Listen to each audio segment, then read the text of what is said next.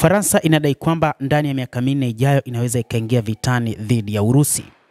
Imesema kwamba hasa kipindi cha mwaka 2028 Ufaransa inaweza ikaingia vitani dhidi ya Urusi, anaeleza mkuu wa jeshi Jenerali Fabien Mandon, ambaye amedai.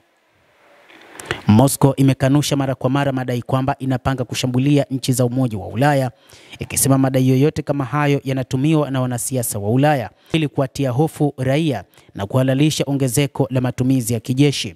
Urusi pia imesema inajilinda katika mzozo wa Ukraine, ikishutumu NATO kwa kuchochea uhasama huo.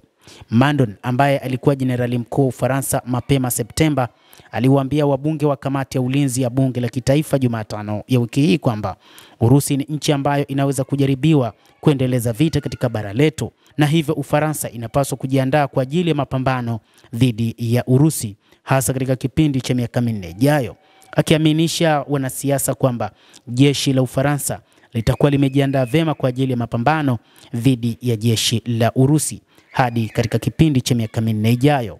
Katibu mkuu wa NATO Bwana Mark Rutte, wakati akielekea nchini Marekani wiki hii, alidai kwamba moja kati ya kitu ambacho Urusi inakifanya ni kuzalisha silaha kwa wingi, na sasa ina silaha karibia mara 3 ya nchi za NATO, na kwa sasa hakuna taifa ambalo linaweza likaingia vitani dhidi ya Urusi. Zaidi tu ni muunganiko wa nchi zote kama wataamua kuingia vitani, lakini bado watakutana na changamoto kubwa katika mapambano dhidi ya Urusi.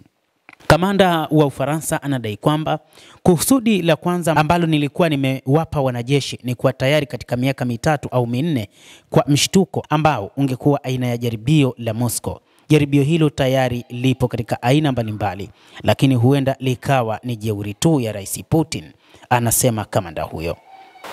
Kulingana na mkuu huyo wa majeshi, Ufaransa na mataifa mengine ya Ulaya Magharibi lazima yaongeze matumizi ya ulinzi, kwa sababu Urusi ina mtazamo wa Umoja wa Ulaya kwamba ni dhaifu kwa ujumla, na hivyo inaamini inaweza ikashambulia popote katika bara la Ulaya. Nchi za NATO katika bara zina kila kitu cha kuwa na uhakika na sisi wenyewe katika suala la uchumi, idadi ya watu na viwanda, Mandon alidai.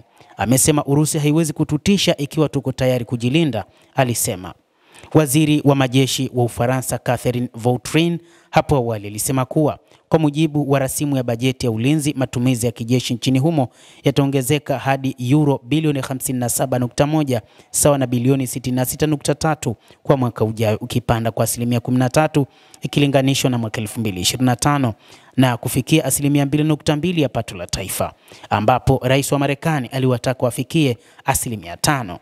Rais wa Urusi Vladimir Putin alisema mapema mwezi huu kwamba wale wa Magharibi ambao wanaendeleza kukuza upuuzi kuhusu madai ya nia ya uchokozi ya Moscow hawana uwezo au sio waaminifu, na amesema kwamba ni mpango tu wa kuatisha raia na kushinikiza waweze kutumia fedha nyingi kwa ajili ya masuala ya ulinzi. Lakini yote hayo yanatokana na namna ambavyo imeonyesha jitihada katika vita nchini Ukraine, ambapo imeweza kupambana na mataifa zaidi ya 30 katika vita dhidi ya Ukraine. Kusema ukweli, mtu anataka tu kuambia tulia, lala vizuri, hatimaye usuluhishe matatizo yako mwenyewe. Angalia kile kinachotokea katika mitaa ya miji ya Ulaya. Nini kinatokea kwa uchumi wao, viwanda vyao, utamaduni wao, utambulisho, pamoja na madeni makubwa na migogoro inazidi kuongezeka kwa kile wanachokiita mfumo wa usalama wa kijamii. Uhamiaji usiokuwa na udhibiti umezidi kuongezeka kwa nguvu, ikiwa ni pamoja na vurugu za kisiasa, Putin anasema.